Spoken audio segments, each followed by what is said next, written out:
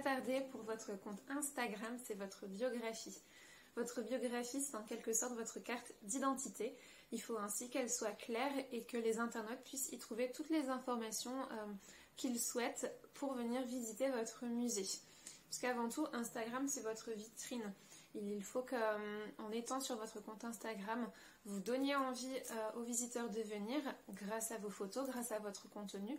Et du coup, pour cela, il faut que directement sur votre compte Instagram, ils puissent trouver les informations pour pouvoir le faire. Donc, certains éléments doivent obligatoirement être visibles sur votre biographie Instagram et on va voir ça ensemble. Premièrement, le plus simple, votre nom. Il faut que votre nom Instagram corresponde à votre nom de musée pour que vous soyez facilement trouvable sur la barre de recherche. Ensuite, en dessous, dans votre biographie Instagram, il faut que l'on sache qui vous êtes. Si vous êtes un musée des beaux-arts, si vous êtes un musée d'histoire naturelle, si vous êtes un écomusée, un musée d'histoire ou autre, il faut qu'on le sache, il faut que les internautes puissent savoir ce qu'ils vont trouver en venant sur votre compte Instagram et dans votre musée. Il est important également que votre adresse soit visible sur votre biographie, tout simplement pour que les visiteurs n'aient pas à faire des manipulations, par exemple aller sur Google pour trouver votre adresse. Au plus on simplifie leur démarche, au mieux c'est. Pour ce faire, il faut du coup également que vos horaires et jours d'ouverture soient visibles dans votre description biographique. Il faut également que vous ayez une photo de profil, comme sur votre carte d'identité, pour vous reconnaître. Et bien c'est important également d'avoir une photo de profil et ça fait toujours plaisir d'identifier le musée, sachant qu'Instagram c'est également le réseau social de la photo. Et enfin, dernier élément à inclure dans votre biographie, c'est votre site internet.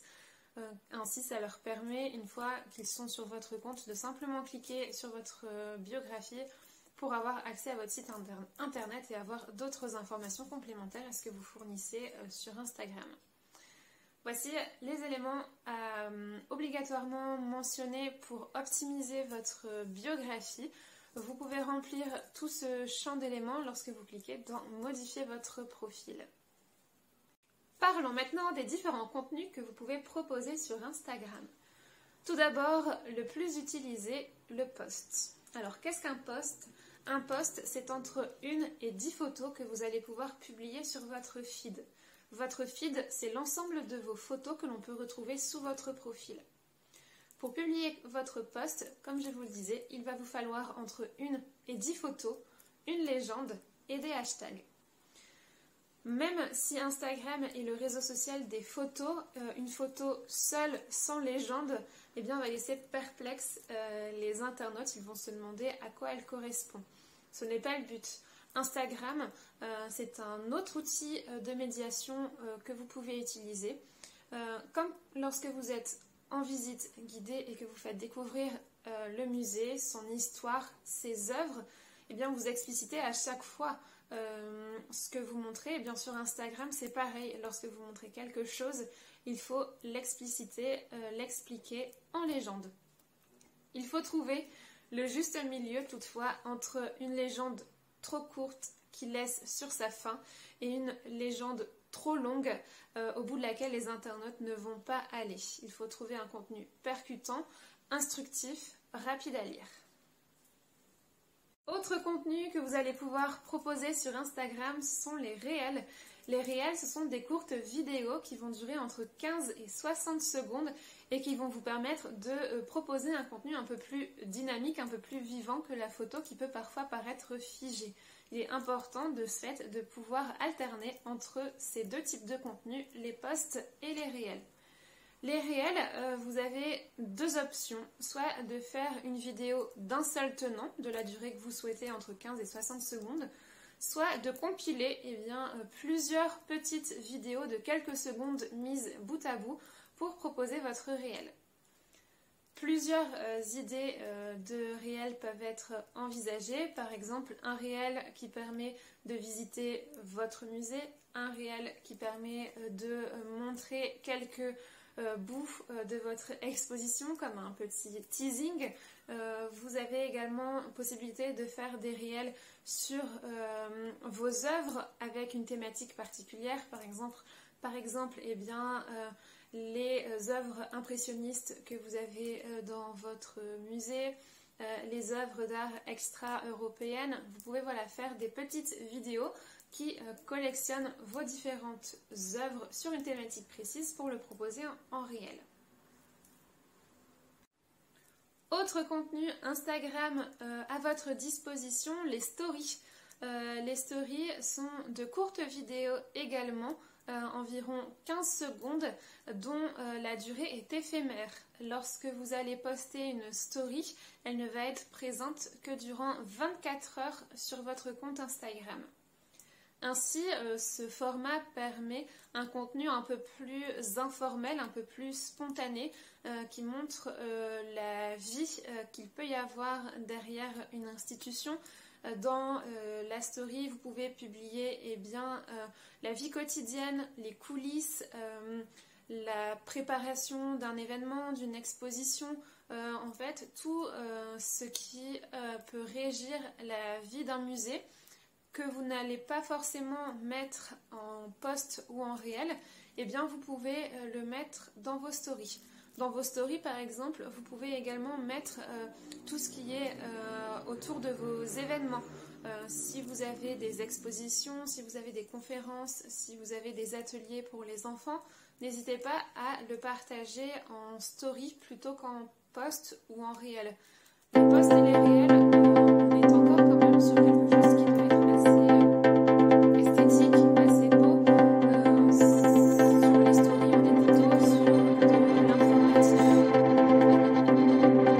Instagram vous permet d'exploiter différents contenus. L'un des autres contenus que vous pouvez exploiter après les posts, les réels et les stories, ce sont les IGTV. Par IGTV, entendez Instagram Television.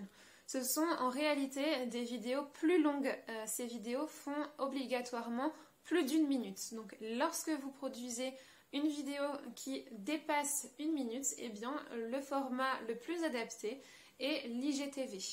Pour l'IGTV, plusieurs possibilités s'offrent à vous. Par exemple, proposer des visites flash, par exemple une visite de 5 minutes sur un thème précis dans votre musée. Vous pouvez proposer des interviews avec des médiateurs, avec des conservateurs, avec les personnes qui font vivre le musée, avec des commissaires d'exposition, avec toutes les personnes qui gravitent autour de votre musée. Ça permet de montrer les échanges qui se font à l'intérieur de votre musée. Tout ceci, vous pouvez le compiler dans une IGTV. Vous pouvez également faire des présentations d'œuvres, par exemple, ça peut être un rendez-vous hebdomadaire ou mensuel. Tous les mois, vous proposez une IGTV qui va décrypter une œuvre qui est présentée dans l'une des collections de votre musée. Ça peut permettre également de rentrer plus en profondeur dans les coulisses de votre musée sur une durée qui est un peu plus longue que les stories et que les réels. Dernier outil qu'Instagram met à votre disposition pour proposer du contenu sur votre compte, ce sont les guides. Les guides, comme leur nom l'indique, ce sont des compilations de publications. Des publications que vous avez soit vous-même partagées sur votre compte, soit des publications qui ont été partagées par d'autres comptes. Pourquoi réunir au même endroit diverses publications? Eh bien tout simplement pour en faire des dossiers thématiques.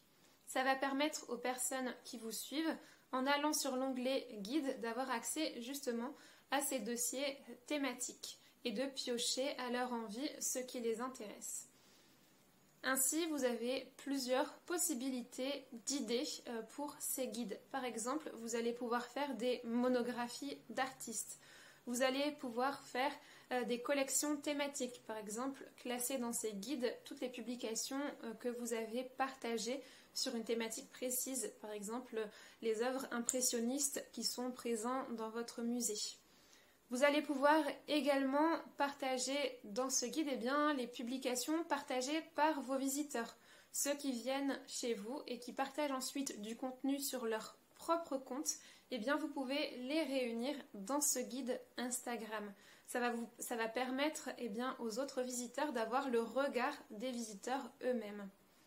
Vous allez pouvoir partager eh bien, les œuvres qui ont été exposées lors d'une exposition. Ça va permettre eh bien, de faire perdurer cette exposition au-delà de son exposition physique dans votre musée.